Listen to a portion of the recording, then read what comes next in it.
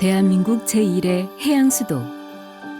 아름다운 산과 강, 바다, 역사와 문화를 품은 매력적인 도시 부산.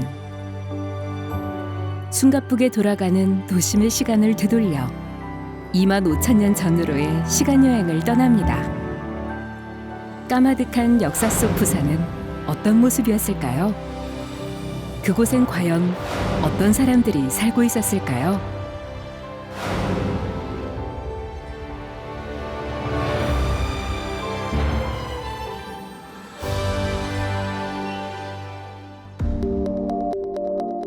얼고 녹기를 반복하던 신생대 지구의 마지막 빙하기가 시작됐습니다. 모든 게 얼어붙었다 서서히 녹는 홍적세.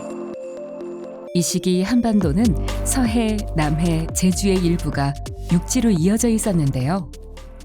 최대 빙하 극빙기라고 얘기를 합니다. 그 시기가 대략 25,000년에서 2만 년 정도 되는데요.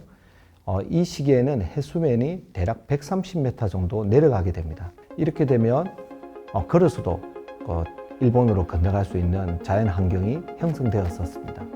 구석기 시대에는 대한해협이 지금 같은 바다가 아니었습니다. 대마도까지 걸어서 건널 수 있었죠.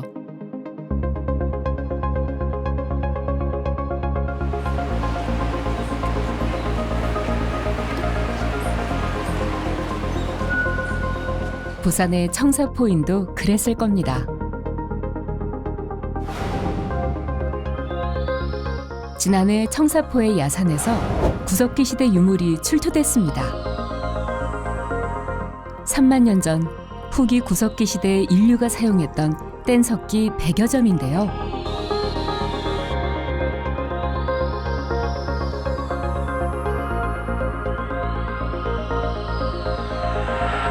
주로 사슴 같은 초식 동물을 사냥할 때 쓰던 돌도구인데 좀돌날, 찌르개, 긁개 등 종류가 다양합니다.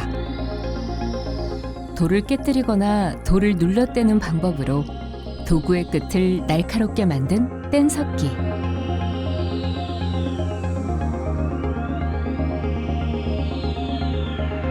청사포인은 이 뗀석기를 가지고 혹독한 추위에서 살아남기 위해 최소한의 식량을 구했습니다.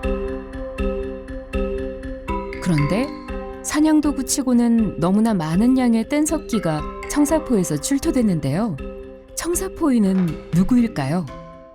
대략 한 3만 년 정도의 어떤 돌날을 기반으로 한 석기 제작 집단이라고 생각을 합니다. 산을 하나 고개를 넘어가면 이제 자동, 중동 구석기 유적이 있는데요. 한반도의 동남단 지역에 살았던 사람으로서 또 다른 의미로는 부산에서 가장 최초로 살았던 사람이기도 합니다. 부산 최초의 인류가 나타났던 한반도 동남쪽, 지금의 해운대입니다. 해운대 바다를 삶의 터전으로 삼았던 건 구석기인들 역시 마찬가지였습니다. 1992년 청사포와 가까운 중동과 좌동, 돌날과 찌르개 등 후기 구석기 시대의 유물이 출토됐죠.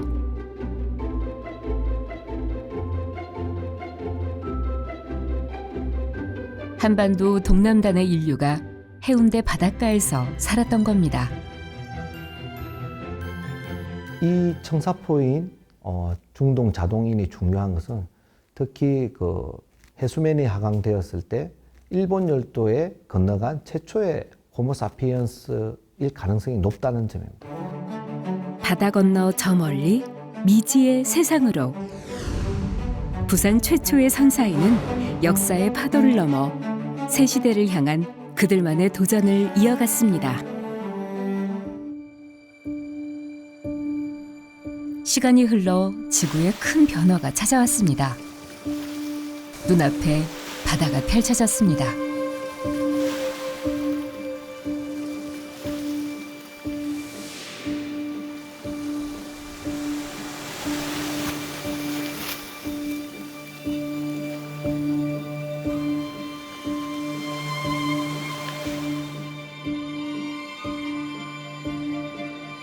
낙동강 하구의 섬인 을숙도가 당시에는 바다였으니까요.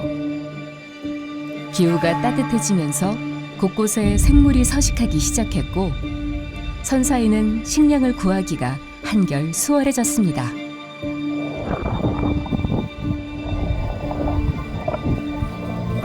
대한해협도 망망대해로 바뀌었고 바다에는 물고기, 조개, 바다 포유류가 가득했습니다.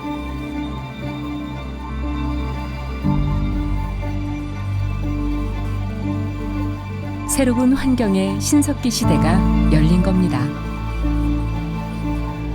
이 사람들은 구석기 시대와 다르게 이제 본격적으로 바다 자원을 이용하는 사람들입니다. 바다에 나가서 낚시를 하고 작살로 바다 포유류를 잡고 이런 생활들이 일상생활이었기 때문에 당연히 바다와 가까운 곳에 살게 되는 것입니다. 부산에서 발견된 신석기 시대의 유적은 20여 곳. 폐총이나 집자리, 무덤, 야외 생활 유적 등 대부분이 바닷가나 강가에 위치해 있습니다.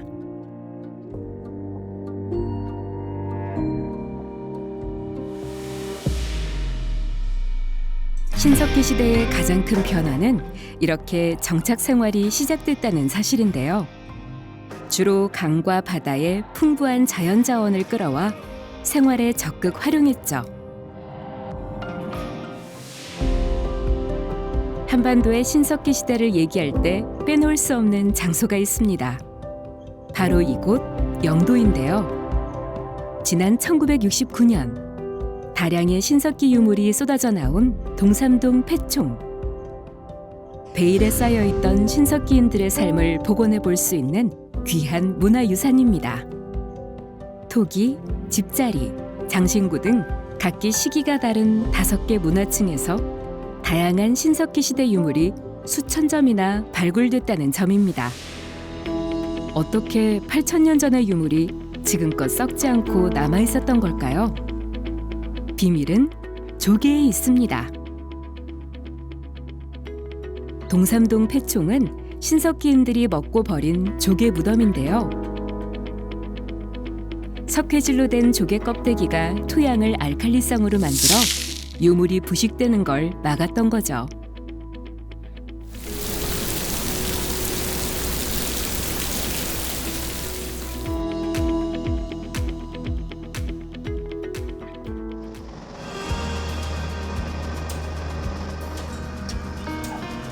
만선입니다. 그물에 물고기가 가득 찼는데요. 부산에서 가장 오래된 산업인 어로. 낚시에, 그물에, 고기잡이 방식은 예나 지금이나 크게 다르지 않습니다. 신석기 시대 부산의 대표적인 유물인 빗셀무늬 토기입니다. 식량을 저장하고 조리하는 용도로 쓰였죠. 그리고 더 많은 식량을 확보하기 위해서 그물을 만들고 낚싯바늘을 만들어 물고기를 잡았습니다.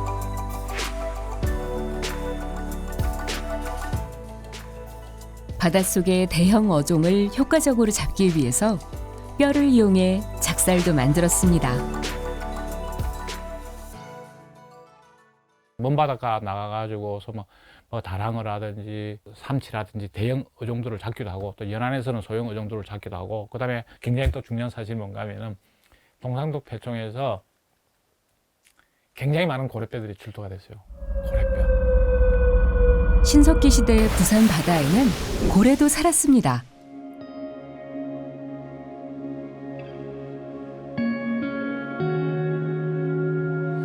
동삼동 고래뼈를 분석하니까 혹등고래라는 것이 밝혀졌습니다. 이 혹등고래가 울산 방구대에 거리가 있는 고래 그림에 표현되어 있는 혹등고래입니다. 그래서 고래 사냥도 당시에 신석기인들이 주변 지역 집단과 협업을 통해서 고래 사냥도 직접적으로 했다는 것을 알 수가 있습니다. 부산 가덕도에도 7,000년 전 신석기 시대의 유적이 있습니다. 2010년 발굴된 가덕도 장항 유적입니다. 이곳에선 무덤 48기가 출토됐는데요. 이렇게 다량의 인골이 한꺼번에 발견된 건 국내에선 처음 있는 일이죠. 매장 방식도 독특했습니다. 한반도에선 주로 하늘을 보고 눕힌 형태의 신전장이 흔하지만 이곳에선 굴장이 더 많았습니다. 태아처럼 팔다리를 구부려 옆으로 묻는 매장 방식을 말합니다. 굴장이 많다라는 거. 예. 일본의 구조 쪽에 이 시기에 같은 시기에 보면은 거의 다 굴장이 많습니다.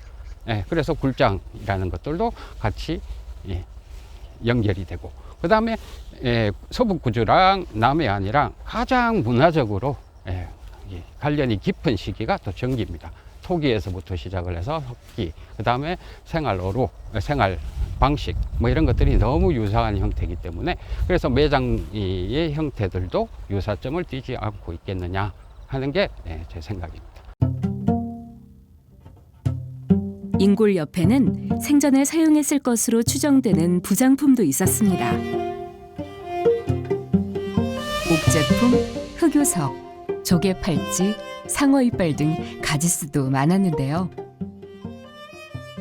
다른 유적에서는 잘 나타나지 않는 부장품들이 많이 있습니다. 그래서 그런 부장품들을 가질 수 있는 사람들이라면은 뭐 직접 교류라든지 교역이라든지 이런 것들을 했던 그냥 생업터전 어로를 하기 위해서 활동했던 사람들보다는 오히려 그러한 이제 하나의 그 교역 교류를 갖다가 직접적으로 행했던 사람들이 아닐까 그렇게 생각이 됩니다.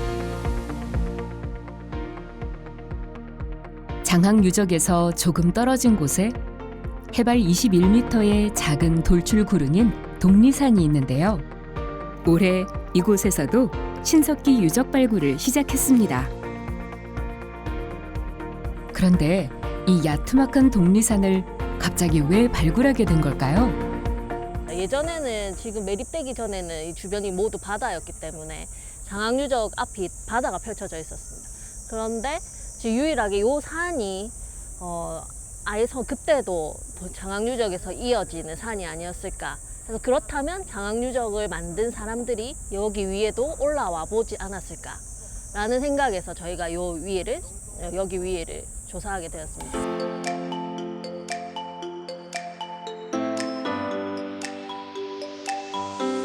장항유적에 살던 선사인이 독리산을 오른 게 사실이라면 더 많은 신석기 유물을 발굴할 수 있을 텐데요. 그렇다면 당시의 생활상, 나아가 교역 활동 연구에도 도움이 될 겁니다. 한일 공동조사팀이 성과를 기대하며 작업 중입니다. 今回初めて交流をすることができたので、この後、こういうふうな形で続けていけそうだという、こちらとしては続けていきたいという気持ちを持ってたし、それからこうやってこの機会1週間ですけど、いろいろ意見交換をしたりすると勉強することが多いので、そういった意味でそういった意義があったと思います。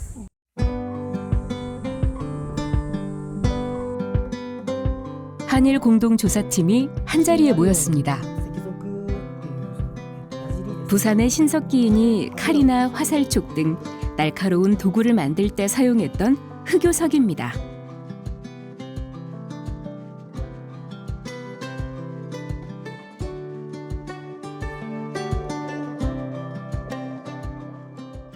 まず火山の溶岩が、溶けた溶岩がゆっくり固まるときにできたのが黒曜石で、これは天然のガラスです。でガラスなのでまず見たら分かるように、真っ黒な色をしているものが多くって、でそれで、割れ口がきれいにガラスのきれいな割れ口になります。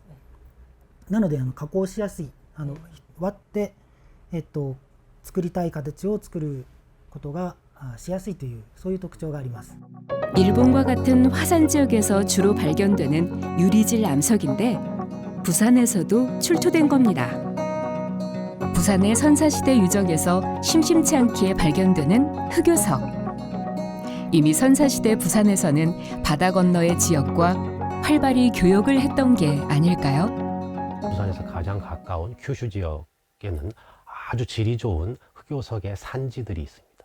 이런 것들이 일본의 신석기 시대, 조몬 시대라고 불리는 일본의 신석기 시대부터 적극적으로 이용되었고, 동삼동으로 대표되는 부산 지역의 신석기인들도 그 흑요석을 얻기 위해서 바다를 건넜던 것으로 볼 수 있습니다.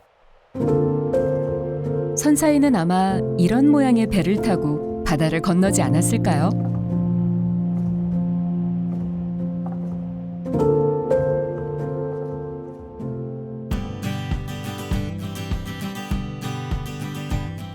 국립김해박물관에 신석기 시대의 배가 전시돼 있습니다.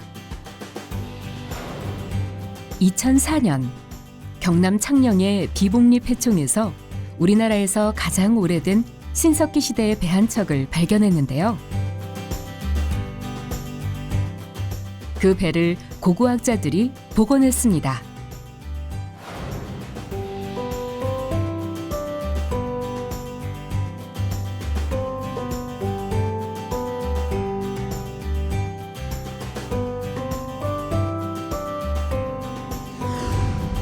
선사인은 배를 만드는 건 물론 바다를 항해하는 기술까지 익히고 있었습니다. 부산의 선사인도 배를 타고 파도를 넘었습니다. 저 먼 곳의 땅을 직접 밟은 거죠.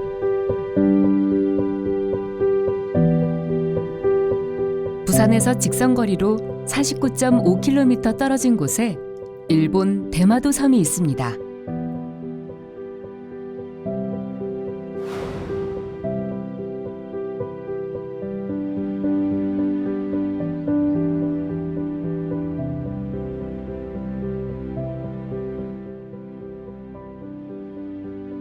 이곳 대마도에서도 발굴 작업이 한창입니다. 한일 공동조사팀이 일본의 청동기 시대, 즉 야요이 시대의 유적을 발굴하고 있는데요. 두 나라 사이에 활발한 교역이 있었음을 보여주는 단서를 찾았습니다.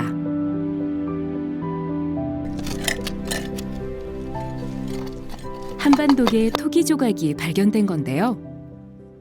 지금 한국에서 삼한시대에서 삼국시대에 나오는 토기입니다. 네, 이런 것들이 지금 대마도에서 나오는 걸로 보았을 때 신석기 시대 이외에도 그 이후 시대, 즉 청동기 시대라든지 삼국시대까지도 지속적인 교류가 이어져 왔고 실제로 그러한 증거들이 이 대마도 곳곳에 있고요. かなり古い時代から韓国との交流があったっていうところを現代我々が韓国の方と交流しながら検証していくっていうことに意味があるのではないかなと考えています。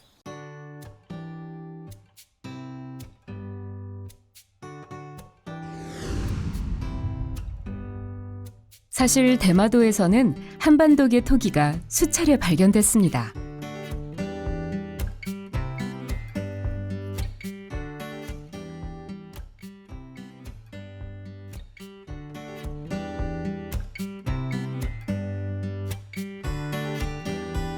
스시마 박물관에 한반도계 토기가 전시돼 있는데요. 고시다카 유적에서 발견된 한반도계 융기문 토기입니다. 융기문 토기란 그릇의 표면에 점토띠를 붙여서 문양 효과를 낸 그릇인데요. 동삼동 패총에서도 같은 토기가 발견된 겁니다. 越高遺跡では、たくさんの韓半島系土器が出土しています。越高遺跡で出土した土器の 95% 以上は韓半島系土器です。またあの遺跡では、割った板石で囲んだロ跡が出ています。ああいったロ跡は縄文文化には認められないものです。そういったことから考えますと、越高遺跡というのは韓半島からやってきた人が住んでいた居住地であったというふうに考えることができます。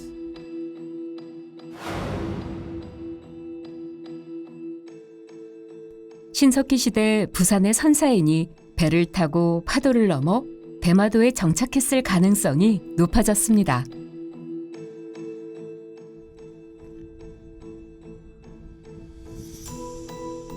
부산의 신석기인이 거주했을 것으로 추정되는 스시마 고시다카입니다.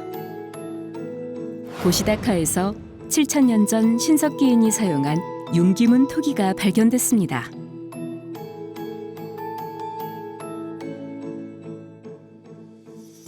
이들 역시 바닷가에 자리를 잡고 어로를 했을 것으로 보이는데요.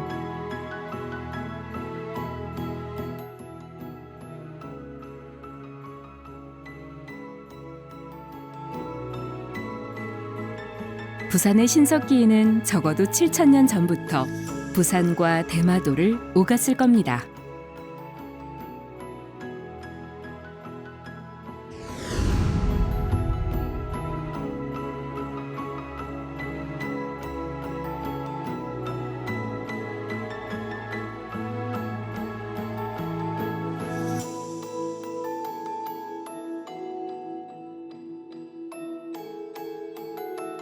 한반도의 들판이 누렇게 익기 시작했습니다. 쌀을 주식으로 하는 청동기 시대가 열렸습니다. 청동기 시대 하면 우리가 일반적으로 농경 문화의 어떤 시작, 본격적인 농경 문화의 시작 이렇게 이야기가 되기 때문에 요즘 우리가 특히 어떤 경작지인 논과 밭 이런 것들이 청동기 시대부터 보이기 시작하거든요. 출토된 유물 가지고 우리가 그 당시 어떤 사회나 어떤 다른 지역과의 관계 이런 걸 많이 이야기를 하는데 돌로 만든 칼, 돌칼, 그 다음에 아주 붉은 색을 칠한 토기.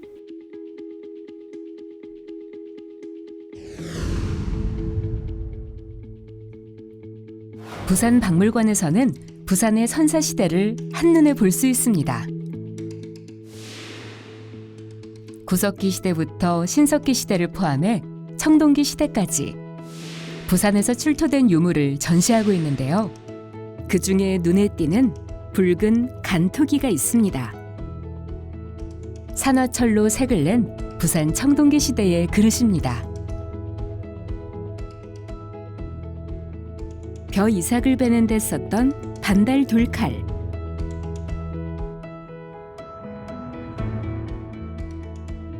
고인돌 등 주로 무덤에 포장된 붉은 간토기, 모두가 부산에서 발견된 청동기 시대의 대표 유물입니다.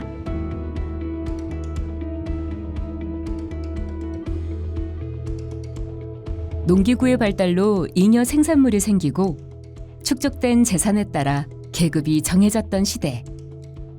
그렇게 청동기 시대는 어로 생활에서 농경 생활로 점차 변화했습니다. 신석기 시대의 어떤 생활 터전은 주로 해안가였거든요. 해안가였고, 반면에 청동기 시대는 물론 해안가에도 생활했지만 내륙과 구릉지로 이렇게 상당 부분 주거지 영역이 굉장히 넓어진다. 신석기 시대 하면 주로 우리가 해양문화 이렇게 많이 부르는데 청동기 시대 하면 물론 해양문화도 있긴 하지만 내륙이나 어떤 구릉지까지 포함을 하고 있고. 부산의 신석기인이 바닷가나 강가 주변에 터를 잡았다면 부산의 청동기인은 부산의 내륙으로 터전을 옮겼습니다. 어로를 위한 바다보다는 농업 용수를 찾아 모인 겁니다.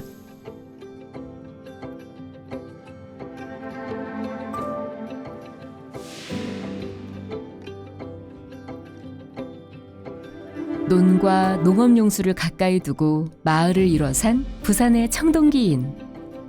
그렇다면 이들은 더 이상 해양 교류를 하지 않은 걸까요? 청동기 시대 부산의 어떤 해양은 어떤 대외적인 교류의 측면이 훨씬 더 이전 시대보다 강한 그런 성격이 있었다고 볼 수 있겠습니다. 어떤 주민 이주가 가능한 정도. 신석기 시대에 직접적인 주민 이주가 있긴 있었겠지만 굉장히 소규모였을 텐데 어떤 대규모적인 어떤 인간의 이동이 아무래도 이전 시대와는 조금 차별되는 점이 아닌가 생각됩니다.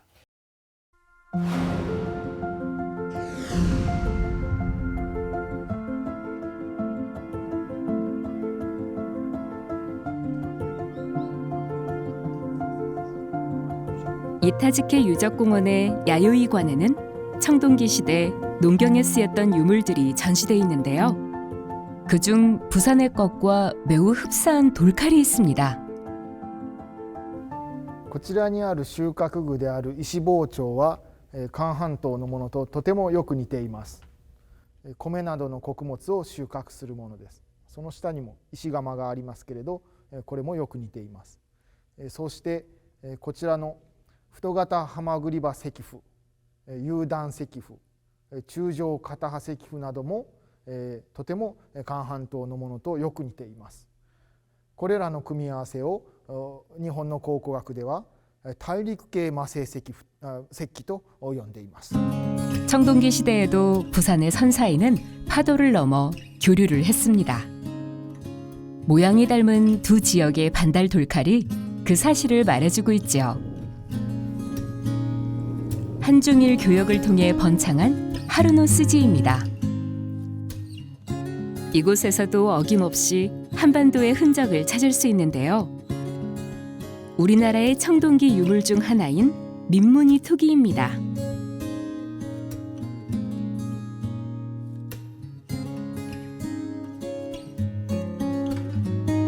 このように韓半島からの影響は弥生時代早期というほぼ同時に、一つの要素だけではなくて、複合的な文化複合として、やってきております。こうした点を見ますと、単なる交流というよりかは、ある程度の規模の移住が人間の移住があったものと考えることができます。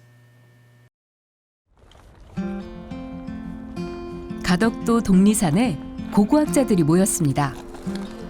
독리산 유적을 추가 발굴하는 건데요. 저 윗부분에서도 약간 나왔어요. 여기. 요 밑에 이 몽골 아예 요 밑에 요거는 하고 한쪽으로 이렇게 잘라가서 봐보면 되겠네요. 부산 최초 인류의 역사를 연구하는 사람들. 묻혀있던 시간이 이들의 손끝에 되살아났습니다.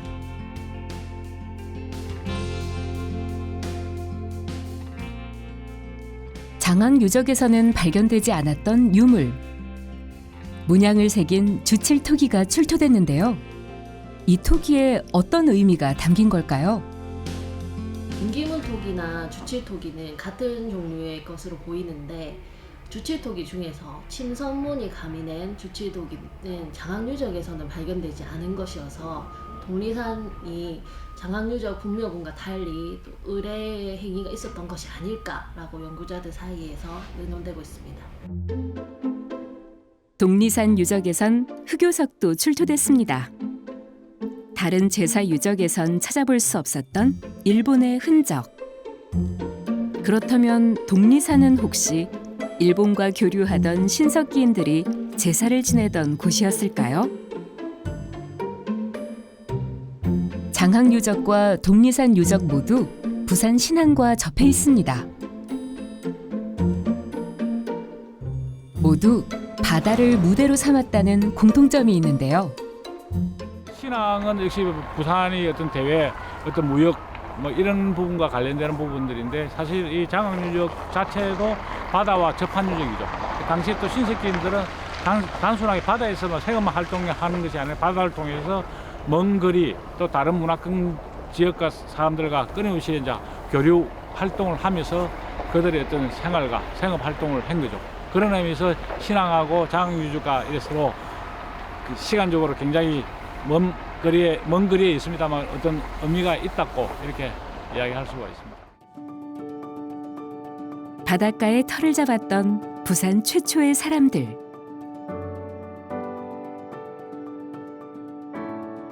시간을 넘어 바다를 넘어 자연과 공존하며 더 넓은 세상으로. 어쩌면 그들만의 역사와 문화를 개척해온 선사인들과 함께 해양수도 부산의 눈부신 내일은 25,000년 전 그날 이미 시작됐는지도 모릅니다. 바다를 통해 세계를 꿈꿨을 부산의 선사인들. 그들이 그랬듯 더 큰 세상으로. 오늘도 그들의 후예는 파도를 넘습니다.